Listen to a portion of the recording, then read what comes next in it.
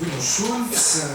On passera ensuite à un ouvrage récent sur Kafka, poète de la honte, de Salut Glenda. Après Kafka, appartenant déjà au tchèque, mais appartenant au domaine allemand, nous passerons à la littérature autrichienne avec Richard B. Hoffmann. Puis, si notre ami est arrivé à Robert Zeithaler, romancier contemporain autrichien, nous terminerons avec le poète Vladimir Mola.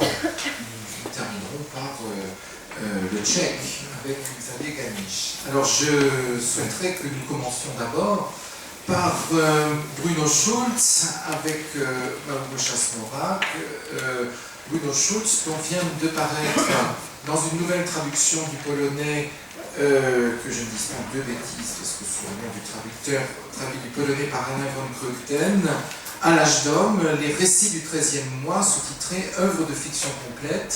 Ça n'est pas la première fois, évidemment, qu'on découvre Bruno Schulz, mais puisqu'on va parler des réalisations précédentes, mais peut-être qu'on peut rappeler un peu qui il est, quelles sont ses caractéristiques. Il est mort en 1942 dans des circonstances particulièrement tragiques. Absolument. Je vais très brièvement évoquer la personne de Bruno Schulz pour ensuite avoir plus de temps pour parler de cette nouvelle traduction. Mais Schulz est un personnage qui naît à la fin du 19e siècle, en 1892 exactement, à Drohobycz, petite ville de l'Empire austro-hongrois à l'époque, proche de Lvov, Lemberg, ville qui l'inspire, ville qui est son univers, ville dans laquelle il passera toute sa vie. C'est à Drohobycz aussi qu'il meurt abattu d'une balle par un gestapiste en novembre 1942 dans le ghetto de Drohobycz. Et les circonstances de cette mort sont particulièrement tragiques parce qu'il s'agit d'une rivalité de deux officiers de la Gestapo, Felix Landau et Gerhard Günther, l'un un protégé dentiste, l'autre un protégé artiste qui décore sa maison de fresques extraordinaires qui ont d'ailleurs été retrouvées grâce aux efforts d'un chercheur allemand. Donc cette Villa Landau qui a été décorée par Bruno Schulz existe encore, vous pouvez les visiter. Les fresques se trouvent aujourd'hui à Yad Vashem, dans une salle qui est consacrée à Bruno Schulz. Je ne parlerai pas des circonstances. La ville, elle, est aujourd'hui en Ukraine. Et la ville est aujourd'hui en Ukraine, donc ville qui est, donc, comme je vous disais, Bruno Schulz naît encore citoyen austro-hongrois. La ville devient polonaise en 18. Il publie à Varsovie ces deux recueils de poèmes en 1934, ces deux recueils de nouvelles. Le lapsus n'est pas tout à fait involontaire parce qu'il s'agit d'une prose poétique.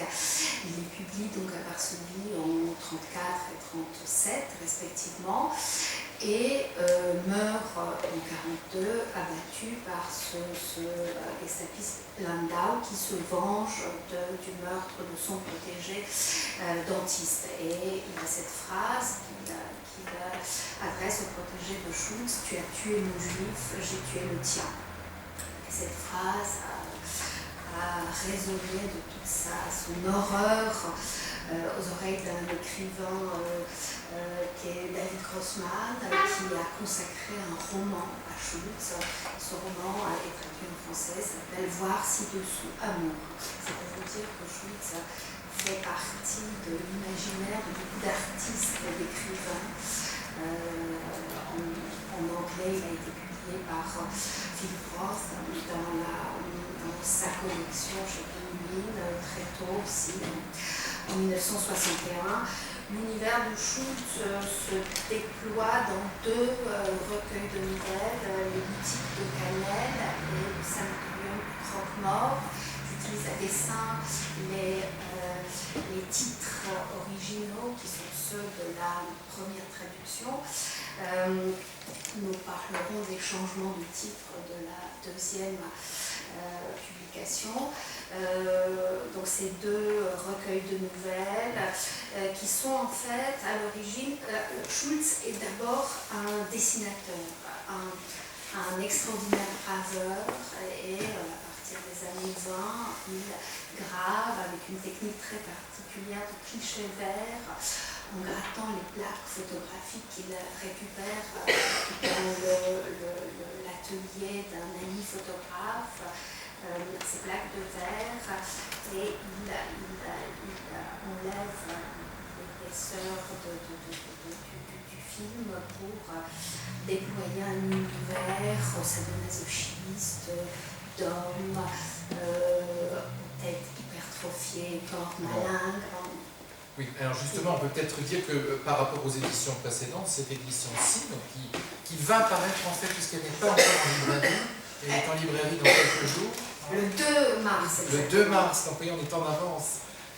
Cette édition, déjà indépendamment de ce qu'apporte la traduction, est illustrée des dessins de Schulz. Alors, je vais les montrer un peu de loin, mais vous voyez qu'il y a énormément de dessins. Alors, voilà quelques autres. Puisqu'il s'illustrait lui-même, je voulais le montrer même rapidement. Vous pourrez feuilleter après cet exemplaire qui sera là, parce qu'on ne peut pas encore l'acheter en librairie. Absolument, absolument. Quelques exemples. Voilà. Et donc je me dépêche et donc Schulz commence par les dessins et ensuite il va écrire des textes un peu pour illustrer ses dessins. Au début ce sont des lettres qu'il adresse à une amie d'Elora Vogel et ces textes deviendront ces nouvelles extraordinaires qui sont réunies dans 2 volumes. Mais je ne vais pas m'étendre plus longuement sur Schulz artiste, sur Schulz écrivain, parce que nous avons pas mal de pain sur la planche pour présenter pour parler de sa présence sur la scène littéraire française. Alors, Schulz, donc, est publié, comme je vous ai dit, en Pologne dans les... C'est vrai ? Parce que je gesticule beaucoup. Dans les années 30, et ensuite, il tombe dans le purgatoire du stalinisme et n'est réédité en Pologne qu'en 1956, à la faveur du dégel polonais. Suite au 20e congrès du Parti communiste. Donc, le jdanovisme relâche un peu son étau et on republie Schulz. Et en France, il est assez vite présenté au public français dès 1959 par Nadeau dans Lettres nouvelles. Dans Lettres nouvelles, Nadeau publie une nouvelle de Schulz avec une préface, assortie d'une préface d'Arthur Sandauer, qui est donc ce grand critique polonais, parfaitement francophone et parfaitement à l'aise dans les cercles de gauche français. J'insiste sur la gauche parce que vous verrez qu'il y a 2 revues qui se disputent Schulz. Il y a Lettres nouvelles de Nadeau et Preuve de François Bondy, le père de Luc Bondy, et François Bondy qui est proche du Congrès pour la liberté de la culture, proche des cercles de l'immigration polonaise. Un an après, publie une autre nouvelle de Schulz. Donc très vite, le public français découvre Schulz dans la traduction d'Alan Cosco, la première publication chez Maurice Nadeau dans Lettres nouvelles, et ensuite dans Preuve par Georges Lissowski. Et tous ces noms, ce sont des noms des traducteurs très actifs à la fin des années 50 et dans les années 60 sur la scène littéraires françaises. En ce qui concerne les traductions du polonais, ce sont les mêmes qui traduisent Gombrowicz. Et d'ailleurs, coup sur coup, Maurice Nadeau publie d'abord Ferdi-Durk de Gombrowicz et ensuite en 60 Schulz. Ce sont donc les éditions de Noël qui lancent Schulz sur le marché français. La traduction est faite assez rapidement, donc elle est faite par un collectif de traducteurs. Il y a 4 traducteurs, dont je vous ai déjà cité certains noms, Georges Lissowski, Suzanne Arlette, Georges Sédir et Alan Cosco.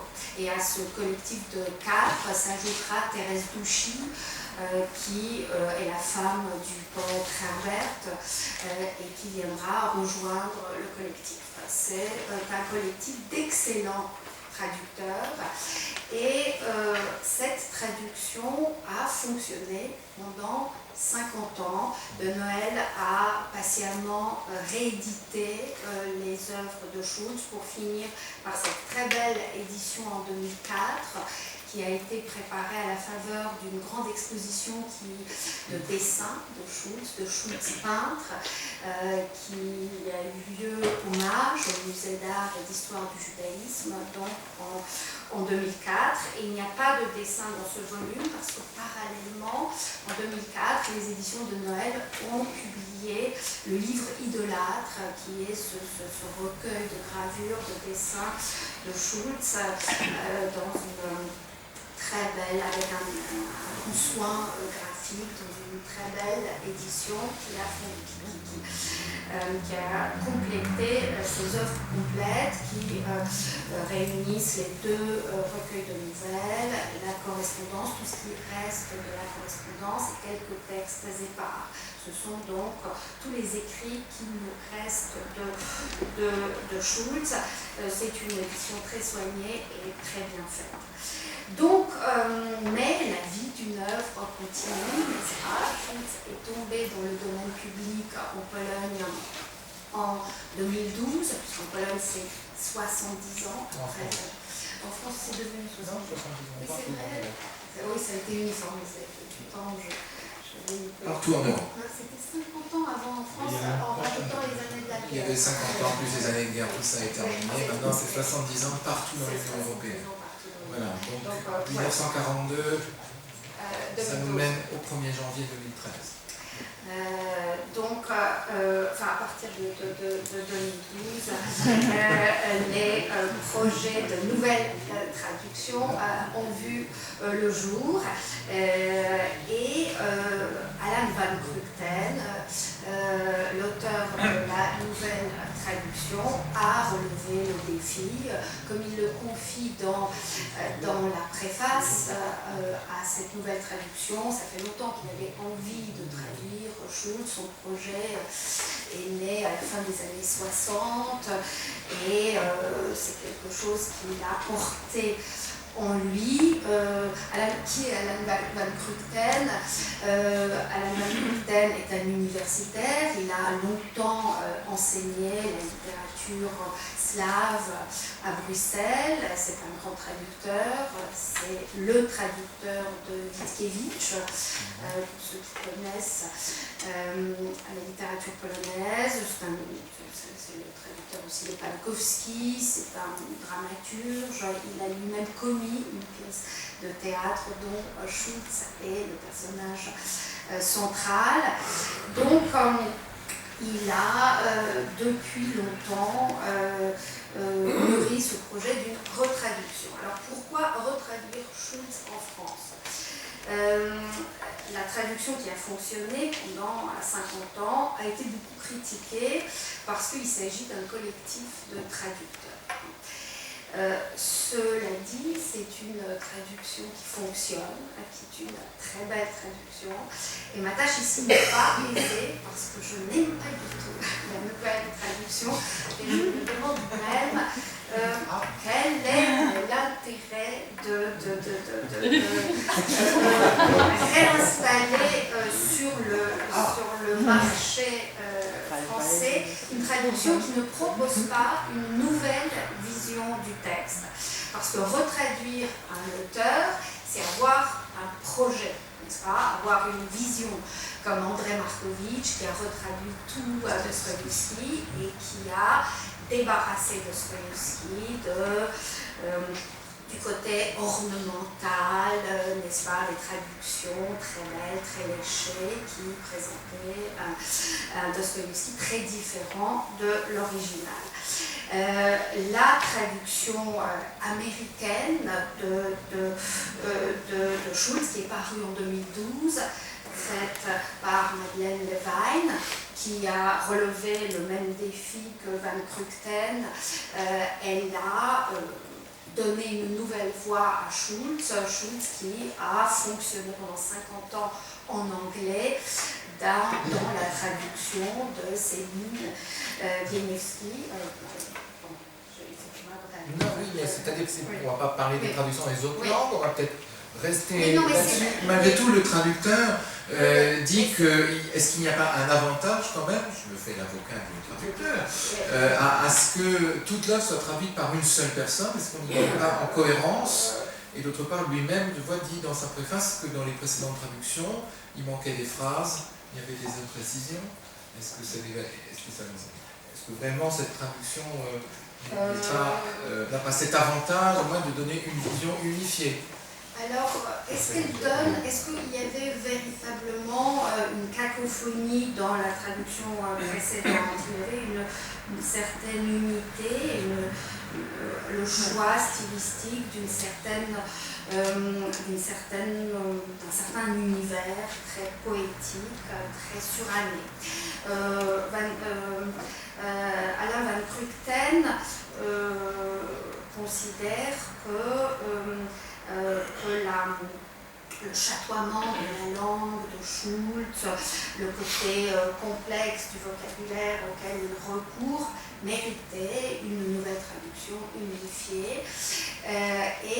Qu'est-ce qu'elle nous apporte, cette nouvelle traduction? En effet, elle nous apporte quelques précisions. Les rectangles sont traduits par les carrés. La nappe, je pourrais vous citer, je me suis noté plusieurs passages, mais je crois que nous n'aurons pas le temps. Le tapis de neige est traduit par la nappe, parce que ça correspond à l'original polonais. Mais il n'y a pas de vision, il n'y a pas de renouvellement de la langue, il n'y a pas de nouvelle vision de Schulz. Alors, quand même, par exemple, on était habitué au titre. Non, c'est drôle. On était habitué au titre le sanatorium au croque-mort, qui devient le sanatorium du repos éternel. Et il nous dit que pour lui, le croque-mort était un contresens. Voilà. Alors, qu'en pense la spécialiste? Alors, je mets ça au vote et je vous demande votre avis. En effet, il s'agit d'un sanatorium où le temps s'arrête et où les pensionnaires sont installés dans un hors-temps, dans une troisième dimension. Le sanatorium croque-mort suggère à la mort. Le titre original, c'est le sanatorium sous l'insigne de la clepsydre en polonais ayant les deux sens, la clepsydre, le sablier, et la nécrologie. Donc ça oscille entre ces deux sens. Alain Van Krugten nous propose le sanatorium du repos éternel. J'ai tendance à croire que l'image du croque-mort s'empare davantage de l'imaginaire du lecteur et quelque chose qui reste, qui ne lâche plus le lecteur. Et je me demande pourquoi changer ce titre et pourquoi est-ce que le sanatorium du repos éternel est quelque chose de plus expressif, de plus parlant. Disons qu'au moins le croque-mort apparaît comme, quand on regarde les dessins de Bruno Schulz, comme un personnage peut dessiner. Enfin, c'est un personnage suffisamment inquiétant pour rentrer dans l'atmosphère de ses dessins. Absolument. Ouais. Le croque-mort, je trouve, fait partie de l'univers schultzien et est une figure qui pourrait tout à fait sortir des dessins de Schultz. Le volume est publié sous le titre Récit du 13e mois. Donc c'est une citation des boutiques de Cannelle, n'est-ce pas, où le temps se déroule dans le 8e jour de la semaine, dans le 13e mois de l'année, donc cette troisième dimension toujours, ce temps privé, personnel. Mais Schultz a fonctionné longtemps dans l'imaginaire du public français comme l'auteur des boutiques de Cannelle et du sanatorium au croque-mort. Je trouve dommage de changer de titre pour un écrivain qui est entré qui s'est fait une place avec ce titre propice au rêve, qu'est le sanatorium au croque-mort, les boutiques de Cannelle. Je trouve que c'est une entreprise tout à fait louable, mais si vous voulez, pourquoi j'ai parlé de la traduction américaine? Parce que la traductrice américaine a traduit un anglais britannique neutre de la précédente traductrice en américain. Et là où justement Alain Van Putten parle de cette langue chatoyante qui appartient à différents registres, elle a essayé d'insuffler les yiddishismes de l'américain, elle a essayé de trouver des solutions, si vous voulez, lexicales pour rendre à cette diversité. J'ai tendance à croire que les innovations d'Alain Van Putten, c'est le changement de l'ordre des mots, c'est une plus grande exactitude. Je peux vous dire juste l'ouverture, parce que l'ouverture, la première phrase de la première nouvelle Août, c'est vraiment la phrase inaugurale de l'univers schultzien. C'est un peu, longtemps je me suis couchée de bonne heure, c'est vraiment la phrase qui pose l'univers schultzien. Et ce premier paragraphe, je vous le lis d'abord dans l'ancienne traduction, celle de Georges Lissowski. Au mois de juillet, mon père partait aux eaux et nous laissait, ma mère, mon frère aîné et moi, en pâture aux journées d'été, blanches de feu et enivrantes. Nous feuilletions, étourdis de lumière, le grand livre des vacances, dont chaque page scintillait de soleil et conservait tout en son fond sucré jusqu'à la pâmoison la pulpe des poires dorées. Et cela donne, en juillet, mon père avait coutume d'aller aux eaux. Il nous laissait, ma mère, mon frère aîné et moi, en pâture à la fournaise blanche et étourdissante des jours d'été. Dans la lumière qui donnait le vertige, nous feuilletions le grand livre des vacances, dont toutes les pages brûlaient de soleil et avaient au fond d'elles la pulpe des poires dorées sucrées à vous faire perdre conscience. Est-ce que vous êtes saisi par la nécessité de cette nouvelle traduction? Vous avez l'impression que tout à coup un style nouveau s'impose, qu'il y a quelque chose qui fondamentalement sépare les deux textes? Eh bien, moi, je n'ai pas cette impression et j'ai vraiment relevé dans les textes que j'aime bien et sur lesquels j'ai travaillé, des changements, mais qui sont ridicules, si vous voulez. Je ne tombe plus, peut-être. C'est une soirée de promotion. Non, mais il y a tellement de textes, les classiques polonais, qui demanderaient à être retraduits. Par exemple, l'Alka, la poupée. Et je trouve tellement dommage que l'argent que l'Institut polonais du livre a mis à la disposition des éditeurs français pour retraduire les classiques passe à retraduire un texte, par contre, qui fonctionne parfaitement dans la traduction existante et qui n'apporte rien de fondamentalement nouveau. Mais voilà, comme ça on dira moins qu'au palabre, on ne fait que l'éloge des livres qui sont racontés. Nous avons la liberté au palabre de ne pas subir le dictat commercial et nous pouvons, entre universitaires, hommes de bonne volonté, parler librement des livres que nous présentons. Évidemment, je vais participer à une table ronde avec Alain Van Kruten, hommage, mais Ça risque de mal se passer. je ne dirai pas la même chose, je ne dirai rien. Enfin, je parlerai de Schulz, mais Méfiez-vous, les murs ont des oreilles. je ne parlerai pas de traduction parce que j'aurais du mal à l'attaquer frontalement, mais dans les couloirs. J'enregistre tout. Nous verrons peut-être comment cette nouvelle traduction est reçue, puisqu'il y a des comptes rendus. Parce qu'après tout, si ça fait lire Schulz à des gens qui ne le connaissaient pas, c'est aussi la fonction de... Bien sûr. Est-ce que ça n'est pas un peu, je vais défendre le traducteur, parce que c'est mon rôle, est-ce que ça n'est pas un petit peu comme quand nous sommes habitués, nous aimons une œuvre musicale, nous sommes habitués à l'entendre dans l'interprétation qui est celle à laquelle nous avons donné notre cœur depuis toujours, et nous sommes choqués peut-être de l'entendre autrement, simplement parce que c'est plus tout à fait la même musique, mais quelqu'un qui ne connaîtrait pas l'interprétation précédente peut trouver des qualités à cette nouvelle traduction.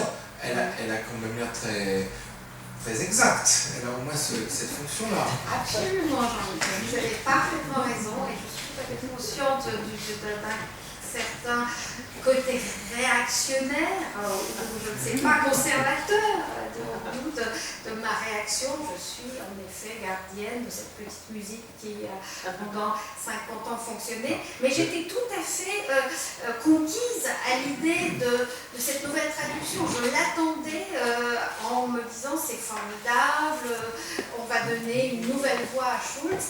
Et je suis un peu restée sur ma faim, mais j'attends les comptes rendus et peut-être ça va redonner un nouveau souffle à Schulz sur la scène. Bon, nous verrons bien.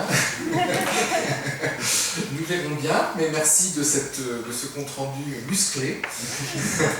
Et nous allons quitter la Pologne pour aller vers Prague avec Kafka, mais Prague et Kafka vus par Samuel Friedländer, grâce à Mateusz Chmurski, qui est maître de langue à l'Université de Lorraine, qui a fait sa thèse sur les journaux plurilingues de 3 auteurs de 3 langues d'Europe centrale différentes, un hongrois, un polonais et un tchèque, Ladislas Klima. Les autres, je n'oserais pas prononcer leur nom. Alors, Samuel Friedländer est surtout connu, il a 81 ans aujourd'hui, il est professeur aux États-Unis, à l'UCLA, il est de nationalité israélienne, son prénom il l'a choisi en prenant la nationalité israélienne juste après la guerre.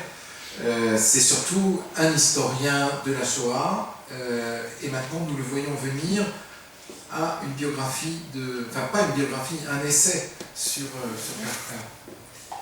Merci Jean-Yves.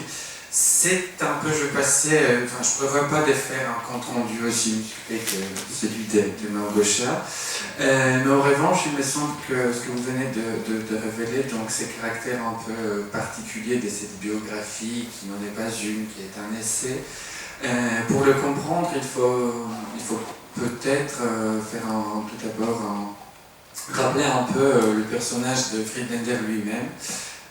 Et ses rencontres avec Kafka, je présente le livre déjà avec cette jolie photo. Donc Friedländer est né à Prague, dans une famille des juifs pragois assimilés, en 1932. Ensuite, je ne vais pas vous raconter toute sa biographie, mais il faut savoir qu'en 1939, au cours de la Seconde Guerre mondiale, il connaît l'exil et la fuite, et notamment en France de Vichy. Il voit ses parents exterminés, il ne comprend pas tout à fait les raisons qui ont mené à cette situation. Après la guerre, il se retrouve entre Israël et Genève, où il soutient sa thèse de doctorat en histoire, et finalement devient professeur entre Tel Aviv et Los Angeles, à UCLA, comme vous l'avez rappelé. Et, il est connu avant tout comme un historien, un des plus grands historiens de la Shoah quand même. Largement traduit en français. Il est un des premiers à avoir travaillé sur le rôle de l'Église catholique et la position du pape Pie XII en particulier au cours de la Seconde Guerre mondiale. Son ouvrage peut-être majeur, ce serait l'Allemagne nazie et les Juifs, en 2 volumes republiés chez Point maintenant, prix Pulitzer il y a une dizaine d'années. Et tout ça pour vous dire qu'on a affaire avec un grand historien. Et la question qui se pose, elle est toute simple. Pourquoi Kafka? Pourquoi Kafka, soudain, pour quelqu'un qui a travaillé toute sa vie à documenter la Shoah? Pourquoi Kafka? La raison est très simple. Il s'agit quelque part, et il le raconte au tout début de son ouvrage, de revenir à ce monde anéanti, à ce monde qui n'est plus, à ce monde qui était celui de Kafka, bien évidemment, à la Prague juive allemande du début du XXe siècle, mais aussi à ce même monde qui était le monde de son père, le père de Friedlander, qui a étudié à la même faculté que le père de Kafka lui-même. Et Friedlander part tout de début avec cette introduction très américaine au vif du sujet, cette proximité qu'il y a entre son destin à lui et le destin de Kafka, pour nous rappeler tout d'abord combien et à quel point Kafka reste inscrit justement dans ce monde qui constitue aussi les origines de l'historien lui-même, qui, comme vous l'avez rappelé, n'a découvert ses judéités que très tardivement, en choisissant son prénom, en arrivant en Israël et toute cette histoire-là. Donc à vrai dire, il y a une clé interprétative qui se rajoute à l'ouvrage, une clé qui serait celle d'une sorte de double effort de compréhension. Parce qu'à travers Kafka, Friedlander tente quand même de comprendre aussi, et de façon indirecte, sa vie à lui, ses origines à lui, et son père à lui. Et comme vous verrez, la place du père de Kafka est extrêmement importante dans l'ouvrage, et quelque part, de façon indirecte, on songe aussi aux origines et au père, mais littéralement, de Friedlander. Et il suffit de rappeler aussi que la mère de Friedlander et la sœur de Kafka ont porté le même prénom, déjà, et toutes les deux ont connu le même sort, à savoir l'extermination dans les camps nazis, ce qui le rappelle au tout début du livre. Donc voilà pourquoi Kafka. Et la question suivante qui se pose, c'est quel Kafka? Ce qui est Kafka, vous le savez très bien, le nombre d'interprétations qu'il a eu, cette pièce, non, ne les contiendrait même pas toutes, puisqu'on a des milliers de bouquins qui ont été écrits, sous tout angle interprétatif possible. Je rappelle peut-être que le titre original du livre en anglais, c'est The Poet of Shame and Guilt. Donc pas seulement poète de la honte, le poète de la honte, mais aussi le poète de la culpabilité. Et ces deux éléments me semblent très importants pour comprendre l'essai de Friedlander. En tant qu'une clé interprétative, et pour nous mettre dans les vifs du sujet, je vous propose une citation. Une citation de Friedlander commentant Kafka. Et la place du père. La véritable cible pour Franz, c'est le père. Franz rédige la lettre à son père en novembre 1919, 4 ans et demi avant sa mort. De son propre aveu, il s'agissait d'une lettre d'avocat qui, en fait, ne fut jamais envoyée à l'intéressé. Une circonstance de rencontre a constitué le facteur déclenchant du texte, l'opposition paternelle aux fiançailles de Franz avec Julie Wojciech, fille d'un bédo de synagogue dont la position sociale était pour Hermann indigne de Kafka. La lettre est une sorte de concentré de reproches ressassés et reformulés antérieurement depuis des années. Il est très improbable que Hermann ait été aussi rustre et grossier que le décrit Kafka, mais c'est bien ainsi que le fit son croque le portrait dans la lettre, et ce portrait correspond à son expérience et à sa perception. Hermann n'aurait cessé d'humilier Franz et de le couvrir de ridicule, même si cela n'avait pas été ses intentions premières. Les séances à la piscine municipale sur la Moldau sont, à cet égard, révélatrices. Et ici, on cite Kafka. C'est autrefois, à l'époque de l'enfance de Franz, que j'aurais eu besoin d'encouragement. Et cette fois en toutes circonstances, car j'étais déjà accablé par la simple existence de ton corps. Je me souviens par exemple que nous nous déshabillions souvent ensemble dans une cabine. Moi, maigre, chétif, étroit. Toi, fort, grand, large. Et à Friedlander de commenter. La comparaison suit son cours et le sentiment de honte éprouvé par Franz ne fait qu'augmenter alors qu'il sort de la cabine. On récite Kafka. Moi à ta main, petit squelette pieds nus vacillant sur les planches et en perd de l'eau, incapable de répéter les mouvements des natations que, dans une bonne intention certes, mais à ma grande honte, tu ne cessais littéralement pas de me montrer. J'étais très désespéré, et à de tels moments, mes mauvaises expériences dans tous les domaines s'accordaient de façon grandiose. Fin de citation. Et je pense que c'est dans cette scène-là, et à ces moments-là, que Friedlander trouve le Kafka, ce poète de la honte et de la culpabilité qu'il veut nous présenter. Ce poète, puisque dans cette scène, et il y a l'élément qui me semble peut-être le plus intéressant, justement, ce sont les mouvements que le petit Franz essaie de répéter d'après son père. Ces mouvements des natations qui sont, à vrai dire, empreints d'une triple honte. D'une honte par rapport à son corps, minime par rapport au corps du père. D'une honte, ensuite, par rapport à la société, à ceux qui regardent, aux autres, à toute cette réalité dans laquelle il se trouve, cette réalité dans laquelle, rappelons-le, un des stéréotypes antisémites les plus répandus est celui du corps chétif et du corps efféminé d'un juif. Du corps d'un juif qui n'est pas digne d'être un corps de l'homme, tel l'Übermensch allemand du début du XXe siècle. Et cette triple honte chez Kafka, honte par rapport aux relations familiales, honte par rapport à la société et à l'antisémitisme, à ces triple nœuds, Friedlander rajoute un élément qui n'a pas été tant soulevé encore dans les études kafkaïennes, à savoir la sexualité des Franz, qui était, comme Friedlander le souligne, un des éléments les plus importants de son existence, peut-être le plus important après l'écriture. Et c'est ici qu'il essaie quelque part de rajouter à ce portrait de l'hypersensible, de l'hypochondriaque qu'on connaît, l'hypersexué aussi. C'est lui, et ici c'est peut-être l'hypothèse la plus audacieuse de Friedlander, qui serait non seulement un grand coureur de jupons, non seulement celui qui se plongeait dans des fantasmes sadomasochistes qu'on connaît de ce texte, mais aussi un homosexuel refoulé. Ceci dit, Friedlander évite le piège d'un texte qui exposerait trop, qui en ferait une hypothèse principale pour, je ne sais pas quoi, faire adhérer Kafka à l'ensemble, au panthéon des grands écrivains homosexuels qui n'ont pas été reconnus, ainsi de suite.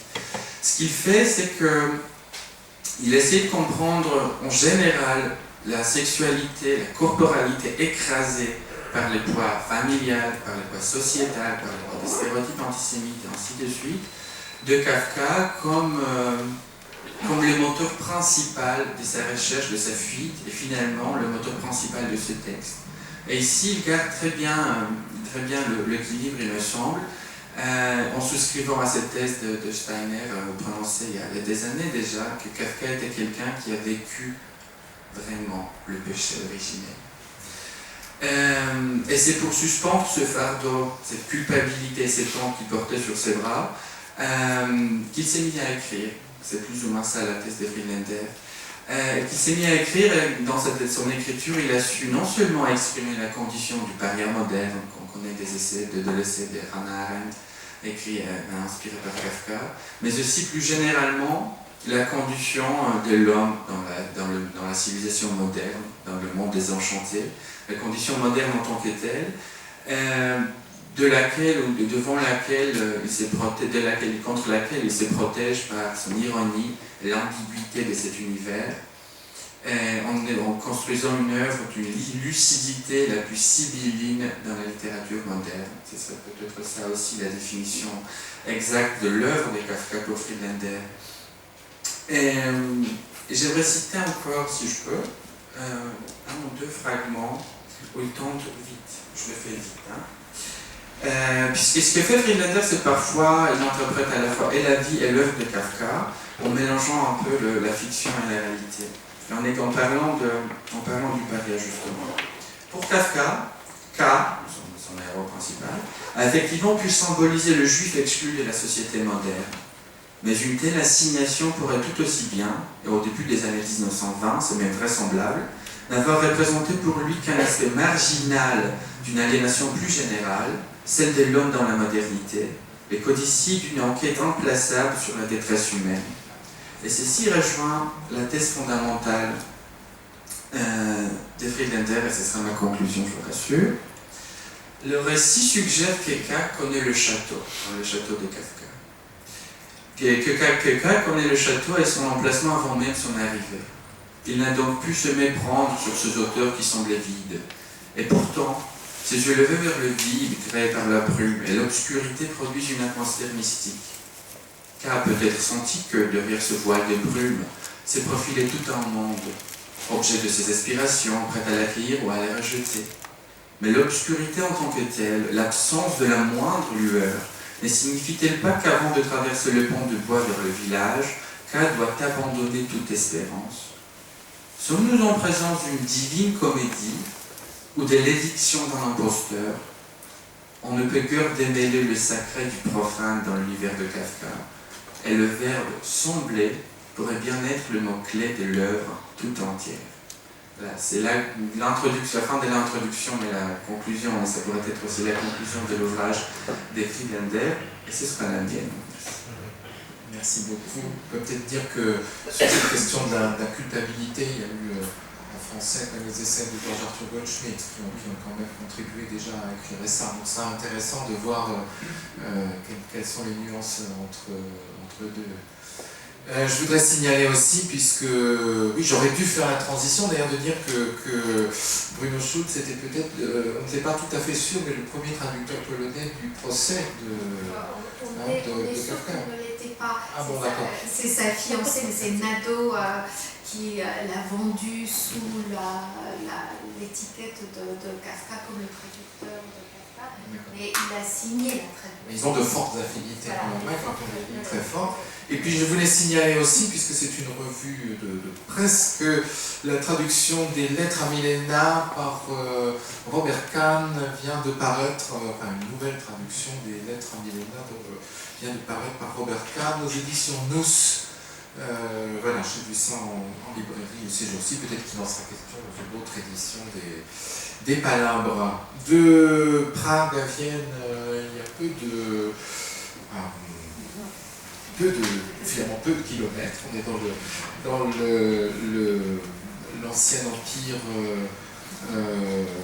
austro-hongrois, et là nous avons, je remercie les Palabres d'accepter de parler de Richard Beer Hoffmann, que j'ai traduit avec Fedora Wesseler, que voici, qui est dramaturge, traductrice d'allemand en français et de français en allemand, et nous avons fait cette traduction ensemble, et je la remercie beaucoup d'accepter de parler, parce que je ne peux pas parler moi-même de notre travail, de Richard Beer Hoffmann, poète, écrivain, encore dramaturge, encore peu connu en France. Quelques mots sur lui, peut-être? Oui, je pense que Beer Hoffmann de nos jours est plutôt connu à un public très restreint, peut-être certains universitaires. Même en Autriche, je pense qu'il est très peu connu.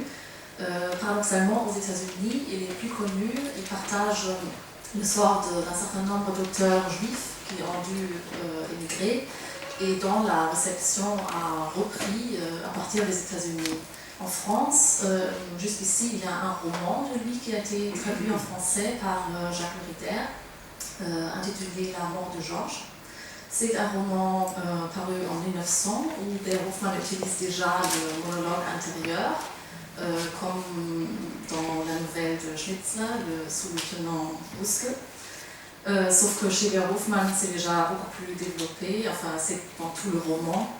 Donc il a des côtés qui aujourd'hui peuvent paraître très, disons, tournant du siècle et traditionnalistes, et en même temps, à son époque, il était déjà aussi très moderne. Alors, il est né en 1866 à Vienne, dans une famille plutôt aisée. Son père était avocat. Il a grandi à Brünn, chez des parents adoptifs, parce que sa mère était morte en couche, enfin quelques jours après sa naissance. Et c'est pour ça d'ailleurs qu'il a ce nom composé, Beer Hoffmann, parce qu'il a tenu à ajouter à son nom celui de son père adoptif, donc Beer Hoffmann. Lui-même, il a fait des études de droit, comme son père, mais sans jamais exercer ce métier, parce que sa famille, la fortune de sa famille lui permettait d'abord de mener une vie de dandy à Vienne. Donc il était très célèbre tout d'abord dans toute la ville, plutôt pour ses toilettes, il a aussi déjà écrit quelques nouvelles, mais des méchantes langues disaient qu'il ne finissait jamais ses œuvres et qu'il travaillait tellement lentement parce qu'entre chaque vers, il changeait 3 fois de toilette. Et quand on voit des photos, quand on lit ses lettres de cette époque-là, c'est vrai, il était tout à fait un dandy, il aimait s'habiller et même son style, il rappelle un peu Huysmans dans certaines œuvres, avec un style tout à fait, où même ses phrases sont comme des petits joyaux. Mais ce qui est important et ce qui peut frapper surtout, c'est que c'est plutôt par hasard qu'il a commencé avec la littérature, parce qu'il s'est joint au cercle de la jeune Vienne, aux jeunes littéraires, von Hofmannsthal, Hermann Bahr, etc. Et tout ce cercle, tout le monde était persuadé que lui allait écrire une grande œuvre, qu'il serait un grand auteur, avant même qu'il ait écrit une seule ligne. Et c'était très bien quand les amis mettent des espoirs comme ça en quelqu'un. Chez lui, ça a marché. C'est ça le deuxième miracle, on peut dire. Parce qu'après 2 nouvelles qui ont déjà remporté un certain succès, il a écrit un poème qui l'a rendu célèbre dans le monde entier et qui est jusqu'à aujourd'hui le poème qu'on trouve encore dans des anthologies. C'est La berceuse pour Myriam.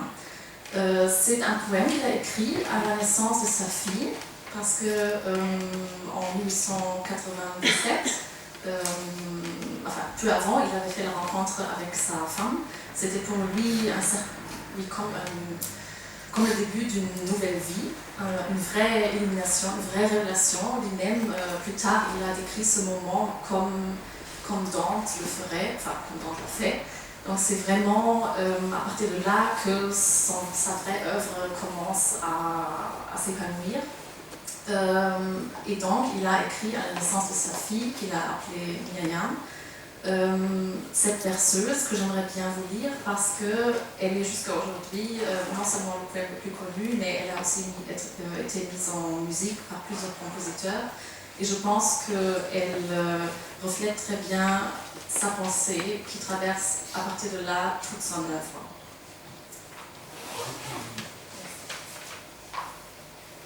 Évidemment, j'espère que vous n'allez pas vous endormir. Schlaflied für Myriam. Schlaf, mein Kind, schlaf, es ist spät. Sieh, wie die Sonne zur Ruhe dort geht. Hinter den Bergen stirbt sie in Rot. Du weißt nichts von Sonne und Tod.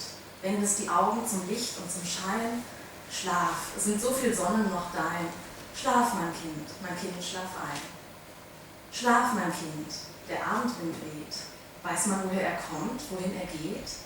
Dunkel, verborgen die Wege hier sind. Dir und auch mir und uns allen, mein Kind. Blinde, so gehen wir und gehen allein. Keiner kann keinem Gefährte hier sein. Schlaf, mein Kind, schlaf ein. Schlaf, mein Kind, und horch nicht auf mich. Sehen hat's für mich nur und Schall ist für dich.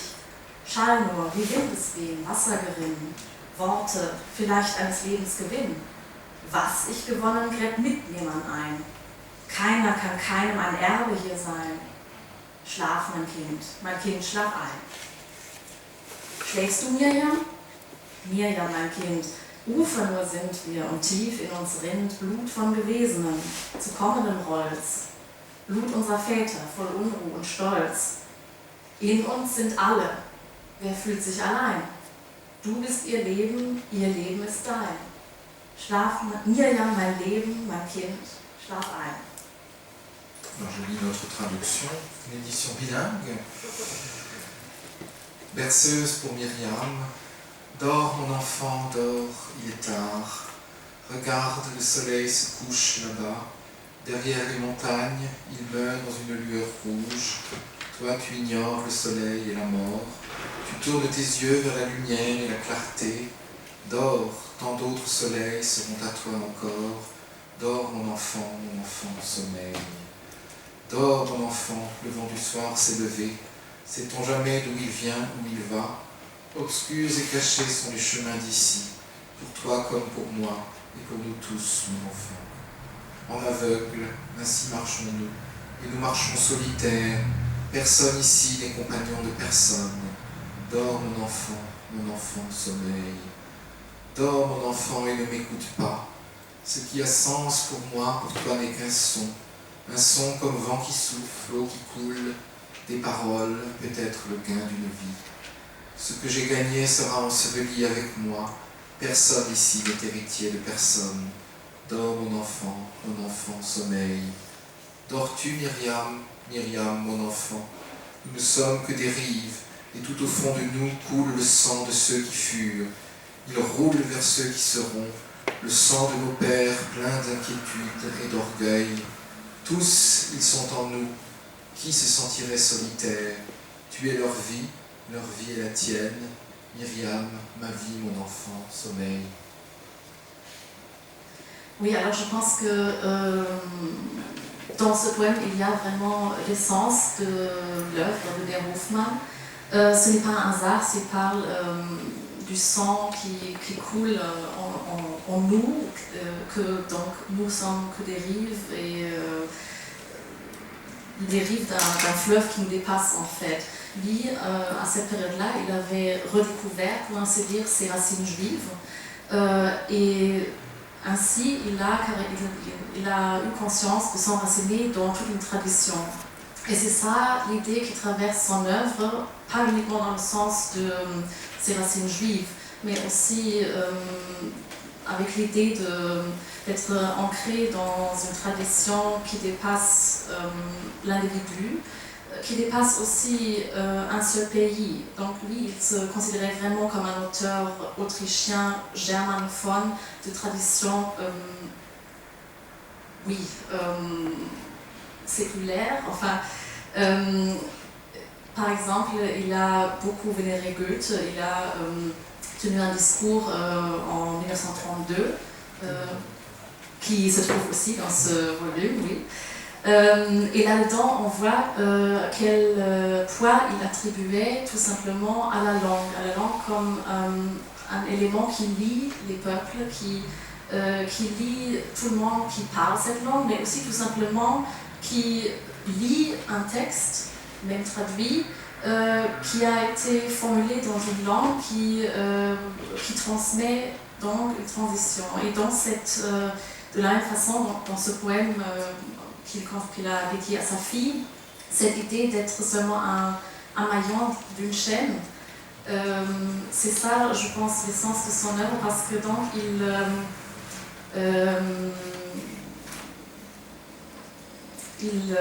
il voit que donc justement à cette époque-là où le monde avait plutôt l'air de tomber en éclat, Beer Hofmann a vécu la Première Guerre mondiale, après la Seconde Guerre mondiale, il a toujours tenu à cette idée de, malgré tous les bouleversements, d'être enraciné dans quelque chose qui dépasse le temps d'une vie.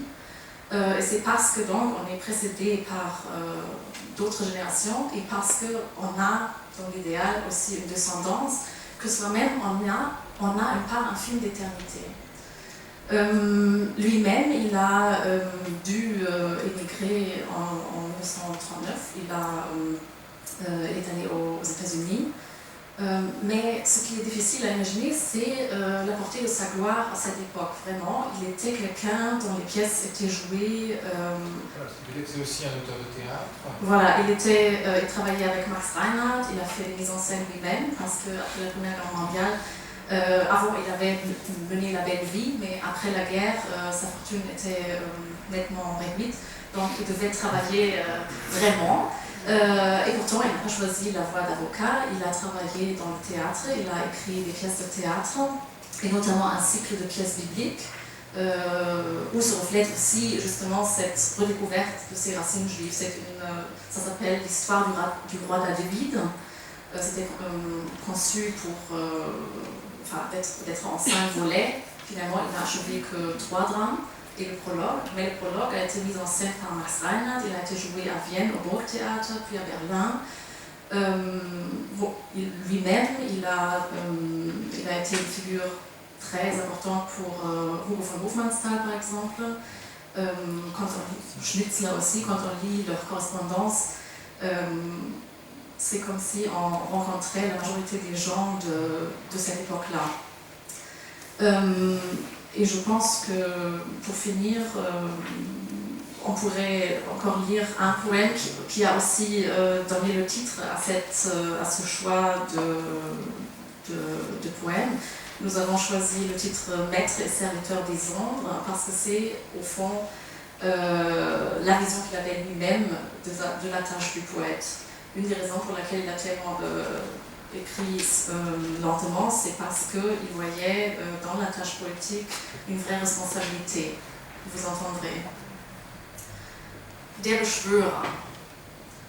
Schatten beschwor ich all mein Leben lang. Ans Licht rief ich, was längst in dunkles Reich gesunken. Ich, Herr und Knecht der Schatten, der mit ihnen rang, mit seinem Blut sie tränkte, bis sie trunken, anstimmten, dröhnend ihres Lebens einstigen Sang. Wie lange währt's, ist dieser auch verhallt? Ein Leben ward für verhallenden Gesang von Schatten hingegeben. Dommage, toute ma vie durant j'ai conjuré des ombres. J'appelais au jour ceux qui avaient depuis longtemps sombré dans l'empire des ténèbres. Moi, maître et serviteur des ombres, et qui luttais avec elles, les abreuvant de mon sang, jusqu'à ce qu'enivrées, elles entonnent le chant grondant de leur vie d'autrefois. Combien de temps encore, et le chant s'éteindra, une vie fut vouée au chant évanescent des ombres. Alors, c'est pas tout à fait un choix, parce qu'il y a pratiquement tous ces poèmes. Ils ont rajouté des aphorismes, et puis 3 discours. Voilà. C'est aux éditions Arfuyen, et c'est pas trahir un secret que de dire que Fedora traduit l'autobiographie de Richard Baer Hoffman, qui porte le nom de sa femme, Paola, qu'il a achevée à New York alors qu'elle était morte, et qui s'attachait aux souvenirs de leur vie commune, et puis aussi le théâtre. Voilà. Merci beaucoup. Et nous restons en Autriche maintenant, et avec un auteur contemporain, Robert Zeithammer, mais en revanche, la même période, puisque c'est un roman, Le tabac Tresniek, publié aux éditions Sabine Vespizer, traduit par Elisabeth Land. Et je remercie Jean-François Laplény, maître de conférence à Paris-Sorbonne, d'être venu nous en parler. Vous êtes un spécialiste de la réception de la psychanalyse. Et justement, c'est un roman sur un jeune homme qui vient du Salzkammergut, qui va à Vienne, qui va dans un bureau de tabac, et l'un des clients du bureau de tabac, c'est un certain Sigmund Freud. Merci, donc évidemment ça m'a parlé au moins pour cette chose-là. Oui, effectivement, donc nous avons...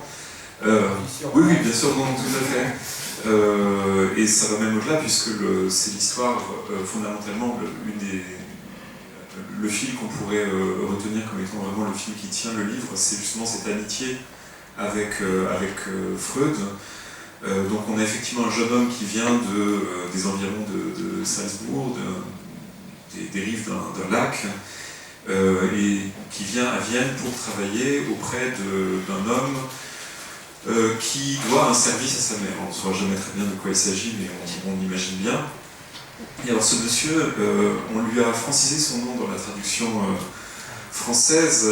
Dans l'original allemand, il y a beaucoup moins de voyelles que ça, puisque le monsieur s'appelle Tresniek, et il n'y a pas de... Et si on part justement sur le titre original, justement le titre original nous plonge immédiatement dans une espèce d'Autriche qui parle immédiatement à un lecteur allemand, puisque c'est Der Trafikant, et Der Trafikant, c'est celui qui tient un trafic. Un trafic, c'est une boutique de tabac. Il y en a beaucoup dans tout le reste de l'Ancien Empire, et il n'y en a pas en Allemagne, justement. Donc quand on a un trafic oder ein Trafikant, c'est bien qu'on est justement en Autriche.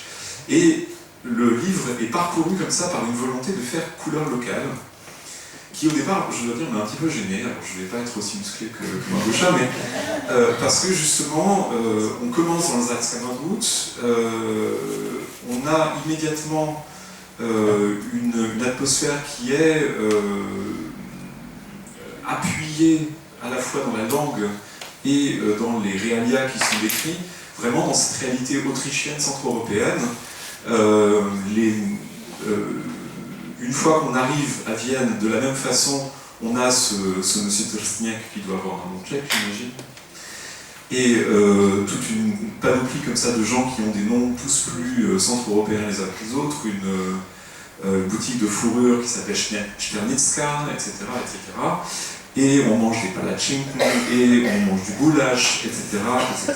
On ne boit pas du café, on boit du Einspänner. Et finalement, il y a une accumulation qui va aussi avec un peu la difficulté qu'a eu la traductrice pour affronter l'aspect dialectal de la langue de Vienne. Alors c'est un problème qu'on a toujours justement dans la langue allemande qui, dès qu'elle utilise littérairement le dialecte, pose le problème de la remise en français, parce que justement nous n'avons pas en français de registre de langue qui soit à la fois capable de refléter des sociolectes, ou sociolectes populaires notamment, et une couleur véritablement régionale. Ça a été d'ailleurs un défi qui a été relevé par Olivier Lelay pour la retraduction de Berlin-Alexanderplatz, Dublin, il l'a fait d'ailleurs fort bien, mais effectivement c'est quelque chose qu'on ne peut pas, à mon avis, dont on ne peut pas se débarrasser uniquement en mettant par exemple un article défini devant les noms en disant le auto, parce que sous contexte qu'en Autriche on dirait der Auto. Bon. Donc c'est quelque chose qui, dans un premier temps, m'a un petit peu décontenancé, d'autant qu'effectivement, on a effectivement toute la panoplie de personnages, notamment la belle jeune fille tchèque qui fait tourner l'essence à notre personnage Franz, qui, oui, Aneshka, j'imagine, s'écrit avec un... Alors, il manque les H partout, donc je ne sais pas exactement, Aneshka peut-être, comment on peut le dire. Oui, probablement. Il n'y a plus de diacritique du tout, on les a tous enlevés. Peut-être pas dans l'allemand, mais en tout cas dans le français, il n'y en a plus du tout. Ils ont rajouté les voyelles, enfin ils ont francisé toute la chose. Qui évidemment est une des sœurs, on pourrait dire, de ces nombreuses personnages de jeunes filles tchèques qu'on trouve dans la littérature moderne germanophone, enfin moderniste germanophone, notamment Růžena dans Paseno, le premier volume des Somnambules de Bror. Et c'est toujours finalement un peu le même type de personnage, hein, une femme qui représente à la fois une sensualité débridée, une certaine liberté par rapport au code, hein, et également les mystères du féminin. Et jusque-là, finalement, le livre, je dois dire, m'avait pas trop plu, parce que je me suis dit, mon Dieu, on a encore une ressucée de finalement cet univers centre-européen de la Vienne de 1937, puisque ça se passe en 1937. L'arc du livre est assez restreint, puisqu'on commence en 1937, on finit en 1938 après l'Anschluss, et on a une espèce d'épilogue ou de coda en 1945, au moment des bombardements alliés sur Vienne. Mais justement, ce qui est intéressant, c'est qu'à l'intérieur de cette espèce de choses un peu doucereuses, finalement un petit peu roses, comme les pâtisseries Aïda, je ne sais pas si vous connaissez la chaîne à Vienne, où on a cette espèce de pâtisserie à la viennoise, mais qui est une chaîne en réalité où toutes les serveuses portent des espèces de tabliers à carreaux roses. Voilà. On a cette espèce de chose un peu sucrée dans cet univers viennois, y compris d'ailleurs le professeur Freud qui est décrit m'a un petit peu gêné évidemment dans un premier temps, parce que, alors, certes on le plaint, il a sa mâchoire artificielle parce qu'il a son cancer de la mâchoire, mais on a une espèce de description du bonheur conjugal de Freud, notamment des rapports avec sa fille, dont on sait quand même qu'ils n'étaient pas aussi dénués aussi évidents que ça. Alors c'est peut-être moi qui justement n'ai pas lu ça assez naïvement. Et en fait, à l'intérieur de cette structure-là, qui paraît dans un premier mouvement quelque chose justement qui frôle le kitsch finalement, justement parce qu'on a de la couleur locale tout le temps, Zeta alors a réussi quand même à m'attraper sur deux éléments qui sont très bien traités, je trouve. C'est d'une part le côté, le roman d'éducation. Alors les critiques allemandes parlent en bon allemand de Coming of Age Geschichten, donc c'est de romans d'adolescence, puisque notre Franz, qui vient de sa montagne, va être initié au plaisir de la chair par cette évidemment par une jeune fille tchèque, what else. De la même façon qu'il est initié au monde par l'éducation que lui apporte justement ce monsieur Tresniak ou Tresniak dans ce bureau de tabac qui vend aussi de la presse, qui vend aussi des journaux, et l'éducation qui va être donnée par Tresniak à son apprenti, c'est justement de rester assis toute la journée à lire toute la presse en vente dans le kiosque, enfin dans le trafic, de la première à la dernière ligne. C'est absolument tout, c'est ce pourquoi il est payé en quelque sorte. Et on a effectivement cette idée d'une éducation au monde avec effectivement quelque chose qui renvoie beaucoup à l'Autriche contemporaine aussi, ce sentiment d'être à l'écart en quelque sorte, en tout cas pour la partie alpine, justement complètement coupé du reste de l'Europe, et on le retrouve aussi en mauvaise part dans la littérature d'autres contemporains autrichiens à la dent plus dure, justement une dent dure qu'on n'a pas chez Zetala, justement tous ces personnages on va dire d'habitants des arrière-mondes autrichiens, chez Thomas Bernhardt et chez Jelinek et chez Josef Winkler, des gens comme ça, qui sont effectivement des habitants qui sont enfermés dans leur montagne. Et là, effectivement, on assiste à quelqu'un qui est, au propre et au figuré, déniaisé face à ce monde, à la fois par la lecture, par les journaux, par cette jeune femme tchèque, et évidemment aussi par la rencontre avec Freud. Oui, voilà, qui est quand même, alors il y a des pages très savoureuses justement sur les premières rencontres, puisque notre monsieur Franz ne peut pas se payer les services du psychanalyste hors de prix, et donc il essaye d'obtenir un certain nombre de conseils en lui apportant des cigares de première qualité, de premier choix. Et finalement, le fait de ne pas payer, on sait que dans la psychanalyse, le paiement c'est une chose importante, le fait de ne pas payer directement en argent donne à cette histoire un tournant très particulier.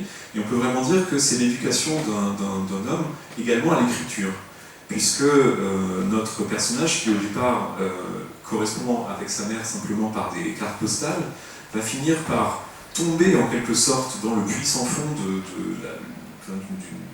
de la stupeur face à son propre inconscient et à l'inconscient des autres, qui s'exprime aussi par la violence politique, et il va tenter de faire face à cette stupeur et à cette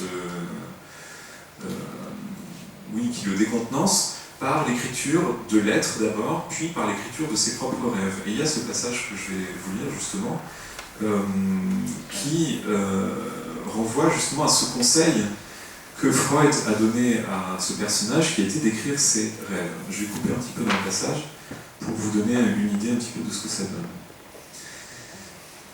C'est bon, ça devrait. Merci.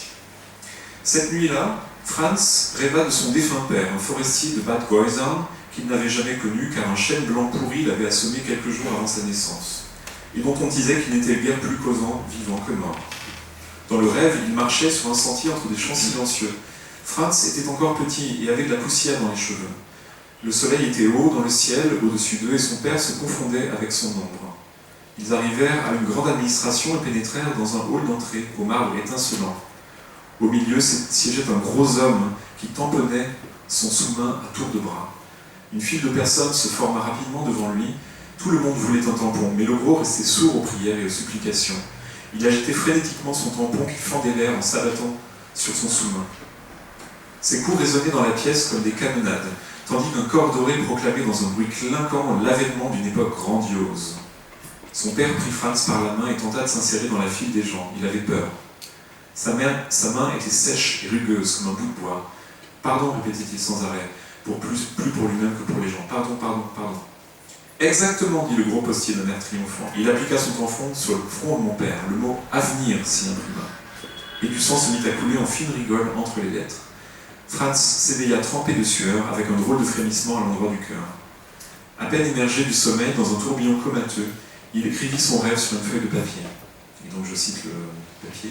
« Une promenade avec mon père, le soleil brûle, et nous allons à la grande administration où un gros homme tamponne quelque chose à tour de bras. Mon père se faufile dans la queue en s'excusant, un corps doré braille, et le gros imprime avec un tampon le mot « avenir » et une plaie ouverte sur le front de mon père. Il garda la feuille devant lui sur le comptoir toute la matinée et s'efforça de ne pas la regarder sans cesse. Un peu plus loin,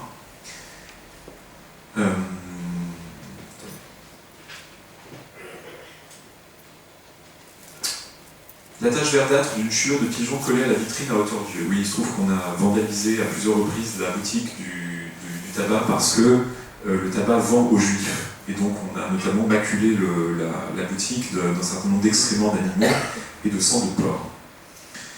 Les oiseaux des villes ne gazouillent pas, ils piaillent, songea-t-il, maussade. Et puis ils chient sur votre chapeau ou sur votre vitrine et vont se nicher dans un coin de grenier pour y mourir en laissant un tas d'os poussiéreux, quelques plumes et un peu de puanteur.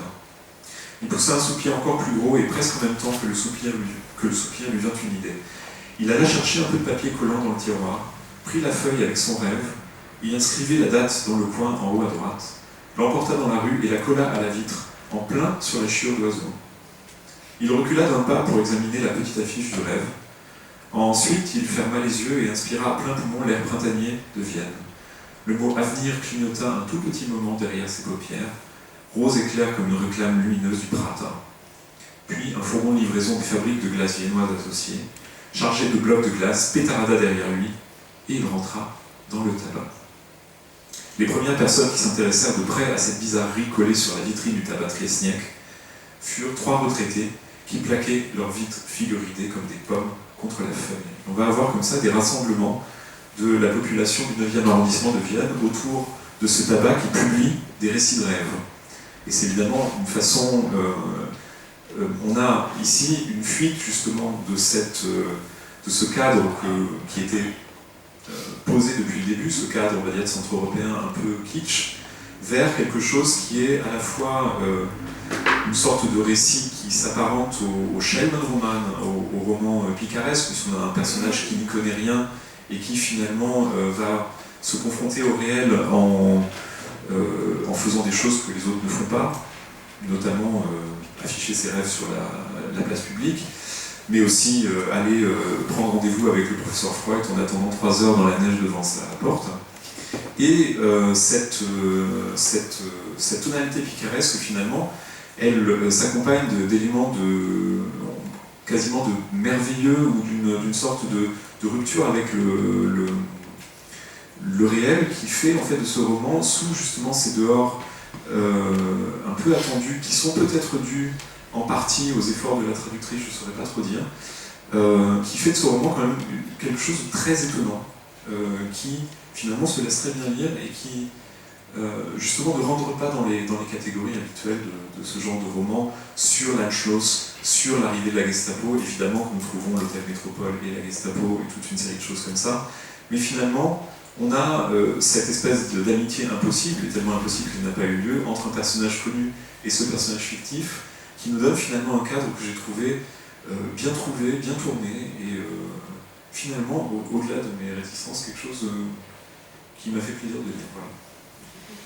Merci beaucoup.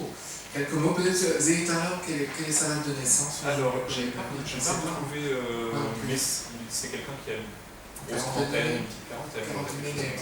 Et Sabine Bespizer annonce un autre roman pour l'an prochain. Donc, c'est un nouvel auteur autrichien à découvrir. Je ne le connaissais pas encore, j'ai beaucoup de plaisir à lire ce livre. Nous terminons par, revenant vers Prague, avec la traduction par Xavier Galmiche d'un recueil de Vladimir Holland, qui a été présenté ici même il y a quelques semaines, qui paraît aux éditions Ficile, éditeur petite maison d'édition lancée par Cédric Demangeau et qui publie depuis quelque temps beaucoup d'auteurs tchèques, beaucoup d'auteurs du domaine tchèque, avec beaucoup de bonheur. C'est d'ailleurs de toute manière un éditeur de poésie, principalement poésie, auquel il faut s'intéresser.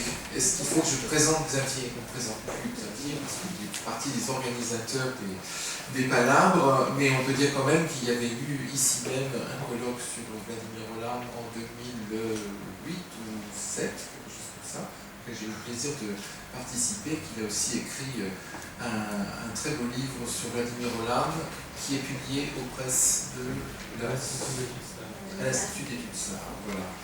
À l'article de Vladimir Holland aux éditions Ficile, un recueil de 1967, c'est ça? Oui, merci Jean-Yves. Donc un recueil publié en 1967, mais en fait regroupant des textes péniblement écrits dans le début des années 60, et je peux commencer par là. Effectivement, c'est bizarre de répéter en plus court ce que j'ai dit il y a 15 jours. J'ai l'impression d'être tombé dans une feuille du chronotope, mais c'est pas grave. Je vous en lirai d'autres pour les gens s'il y en a ici qui étaient là l'autre jour. Alors, peut-être qu'il faut quand même dire qui est Holland. C'est sans doute le plus grand poète, en tout cas le plus grand poète métaphysique de la littérature tchèque du XXe siècle. Il est né j'oublie toujours les dates, en 1905 et il est mort en 1980, c'est-à-dire qu'il a bien vécu tout ce siècle compliqué. Il a été un poète en fait très actif, assez vite, très tenté, on l'oublie maintenant par les avant-gardes. Et ce qu'il faut dire aussi, c'est qu'il a été très bizarrement, alors que très vite il s'est avéré comme un poète spiritualiste, disons, très bien diffusé et reçu en Europe en pleine décennie communiste. C'est un paradoxe, il a été très bien diffusé par un certain nombre d'accointances communistes, à commencer par Aragon. On connaît surtout donc, le livre qu'il faut lire avant de lire un article. La nuit avec Hamlet, c'est une sorte de grand poème shakespearien des années 60. Et on peut dire que finalement presque tous les traducteurs du tchèque s'essayent un jour à Holland. Je dois dire que je considère ce livre, assez petit, comme une sorte de travaux pratiques en complément du livre que j'ai écrit, parce qu'en fait je m'étais dit je vais écrire un recueil en entier. Et j'ai pris celui qui était le moins traduit, et je me suis assez vite rendu compte du pourquoi, c'est que c'était le plus difficile, et je me suis astreint à le traduire comme je pense que Holland l'avait écrit, c'est-à-dire un poème par jour. Et ça explique aussi le statut un peu particulier de ce recueil dans son œuvre. C'est ce qu'on peut considérer comme un recueil journal, c'est-à-dire un texte écrit par jour et aussi un texte pour chaque jour. Ça me fait penser à des manuels d'édification morale diffusés par la littérature religieuse du XIXe siècle, où effectivement on lisait un texte pour chaque jour d'un grand poète ou de la Bible par exemple. Alors c'est pas la première fois qu'il fait ça. Il a toute une série de recueils qu'il a arrangés très soigneusement dans les éditions, dans l'édition complète de ses œuvres qu'il a bien méditées lui-même, et qui sont des œuvres qui portent toutes des titres qui dénoncent une sorte d'angoisse de la fin, de la mort.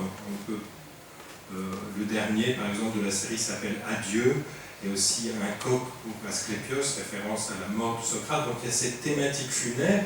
En gros, il y a quand même des textes un peu rigolos, mais c'est pas très marrant ni à lire ni à traduire. C'est pour ça, un par jour, ça suffit. Et puisque je parle des titres, j'explique ce titre en tchèque nasotnar, une expression archaïque qui a donné pas mal de fil à retordre aux traducteurs qui s'y sont quand même collés. Et donc je vous dis les différentes solutions imaginées par mes prédécesseurs. Donc nasotnar, ça veut dire effectivement l'agonie, à l'agonie, a été diversement traduit Dernier moment, 1971, La mort entre les dents, 1988, Affre de la mort, 1977, Aux derniers abois. Et donc j'ai décidé de prendre à l'article parce que c'était marrant et parce que ça faisait un peu un petit clin d'œil à l'activité scripturaire et grammaticale finalement de cette œuvre. Je dois remercier le Centre tchèque qui a généreusement pourvu en dotation cette édition et qui a en fait qui s'est substitué au Centre national du livre, qui a considéré sans doute que la traduction était mauvaise et qui n'a pas subventionné. Alors je songe en fait à mettre un terme à ma carrière de traducteur de poésie, ce que je regrette parce que j'aime bien ça. Alors je vais... Donc en fait vous avez compris, il y a un peu de tout. Hein. C'est aussi le hasard des jours. Il y a quelques genres qu'on repère. Je me suis amusé dans mon livre à les repérer un peu systématiquement. Je pense qu'il y a aussi dans ce livre, outre le fait qu'il écrit ses tourments, une sorte d'exercice aussi, hein, de travaux pratiques pour Roland comme après pour moi. Il fait ses gammes, hein, et souvent il tombe sur des expressions qu'il reprend après dans les grands textes, par exemple dans La nuit avec Hamlet. Monsieur amusait ça. Et donc, je vais vous en lire 3, si vous voulez bien. Alors, Roland est, depuis le début, considéré comme une sorte de poète mage, hein, le terme a été prononcé tout à l'heure. Il est fasciné par la poésie gnomique, hein, déprésocratique, parfois d'une poésie gnostique, et donc ça donne parfois des textes. On traduit comme on peut, parce qu'il y a les mots, mais c'est un peu aléatoire. Alors je vous lis à la page 24 de la traduction, mais le saint S-A-I-N-T. Le forgeron précède les fers, le forçat son pénitencier, et l'amoureux sa bien-aimée, la pierre précède la tombe, mais le saint le condamné. Il y a une pratique très intéressante chez Roland, qui est qu'il reprend une petite expression perdue dans son texte comme titre. Le titre c'est « Mais le saint », et effectivement cette expression revient à la fin, au dernier vers, « Mais le saint le condamné ». Et je pense que cette pratique du titre a à voir avec un effort de défamiliarisation, c'est-à-dire on tire le mot d'un texte pour le dégrammaticaliser, pour le faire apparaître sous cette nouvelle lumière. C'est ça son exercice. Et d'une certaine façon, c'est ça l'exercice de la poésie qu'il met en œuvre. On tire une idée, manifestement il a eu une petite idée que nous ne comprenons plus très bien aujourd'hui, à ce jour-là, et il l'a fixée sous cette lumière si bizarre. Et c'est ça aussi la pratique du journal. Il y a malgré tout des allusions à l'actualité. En fait, Roland, sous ses airs de mage, a beaucoup parlé d'histoire. Hallas, qui est son prédécesseur, a dit magnifiquement qu'il était descendu, donc il avait fait de sa tour d'ivoire une tour de guet. Et effectivement, il y a cette sensibilité au drame de l'histoire. Les décennies en question en sont riches. Et donc, la page 37, dans le genre, nous qui sommes à attendre. Ah non, c'est pas celui-là. Octobre, bien sûr, allusion, octobre. Et en fait, c'est à mon avis une évocation de l'atmosphère toujours un peu sinistre des paysages du socialisme. Octobre, un arbre, il a la gorge tranchée de l'automne, et cela retombe, rougi, sur ceux d'en bas, tandis qu'ils dansent, boivent, peu soucieux de la part commune qu'a le hasard amoureux de la surprise avec le destin. Une seule créature parmi eux chuchote, non sans frémir, même les saintes ne saignaient pas que de leurs stigmates. Alors bien sûr, il y a de l'allusion politique, ça reste un tout petit peu ombreux quand même, parce que c'est Roland. Et il y a bien sûr des tas de genres, et des petites scènes un peu atroces de la vie quotidienne. Je vous laisse les découvrir si vous feuilletez le livre. Il y a aussi quelque chose qui ressemble à du recueillement, je dirais, et qui est vraiment, à mon avis, de l'ordre du journal poétique. Et donc, je vais vous lire ce fameux « Nous qui sommes à attendre », surtout pour la chute, que j'aime bien, parce que c'est une chute, si j'ose dire, une chute catholique. Et ça va bien pour Roland. Roland est plein de chutes catholiques. Il a retrouvé la foi de ses pères après un petit passage athée auquel il s'est en fait laborieusement attelé, puis il n'a pas tenu longtemps, et il est retourné donc à la foi de ses pères et aussi de ses mères. Donc nous qui sommes à attendre, ce n'est pas le vent qui décide de la chute du fruit et de la feuille. Et certes, elle est tout aussi énigmatique, notre présence ici. Nous, en danger d'amour, comme quoi nous voyons à grand-peine, dans la larme de l'assassin, les plaies qu'il s'est faites lui-même. Nous qui sommes là, à attendre que quelqu'un l'emporte encore, avant la première neige, et le dépose sur la paille. Paille dérobée à la crèche du petit Jésus. Moi j'ai une question. Parce que dans on exergue à ce recueil, il y a deux citations de la Bible, une citation d'Isaïe, mais une citation des psaumes, et on retrouve la citation du psaume, c'est le psaume 41, l'abîme appelle l'abîme, et c'est le titre d'un poème qui se trouve page 150. Ce rapport à la Bible et à la tradition religieuse, est-ce que, comment dire, la position spirituelle de Holland est assez étrange, parce qu'on a l'impression de quelqu'un qui effectivement écrit comme on fait un exercice de méditation, parce qu'on a souvent l'impression que ces poèmes sont la trace d'une méditation, et en même temps, à part des allusions de ce genre, ou des citations, il ne va jamais, ce que tu viens de lire, il ne va jamais justement jusqu'à la déclaration de foi ou jusqu'au poème vraiment religieux.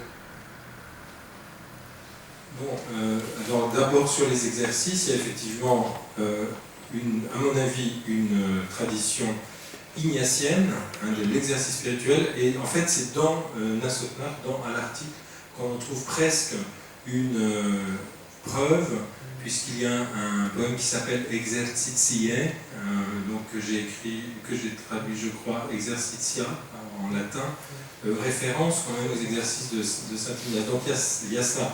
Je pense qu'effectivement c'est une trace d'une sorte de religiosité extraordinairement littéraire, passée par des manuels, par des usuels, la Bible, etc. Je pense quand même qu'il y a je considère Roland comme un existentialiste métaphysique, qui a dit sa foi, une foi très pascalienne, justement avec cette contemplation de l'abîme de l'abîme. L'abîme de l'abîme, c'est pas seulement un recueil du poème, c'est aussi un poème du recueil, c'est aussi le titre d'un recueil de Roland qu'il va écrire plus tard. Donc c'est intéressant du point de vue du remploi des bonnes formules. Mais je pense qu'effectivement, il a quand même une sorte de connivence, disons, et par ailleurs, il n'est pas un néophyte, donc il ne cherche pas à convertir son monde. Oui, de la résistance spirituelle. Presque 200 poèmes, j'ai compté à peu près. Voilà. Et donc un poème par jour pour la traduction. Alors avec du déchet sans doute, mais comme il a tout brûlé, tous les brouillons, on ne sait rien de rien. C'est de la pure supputation de ma part.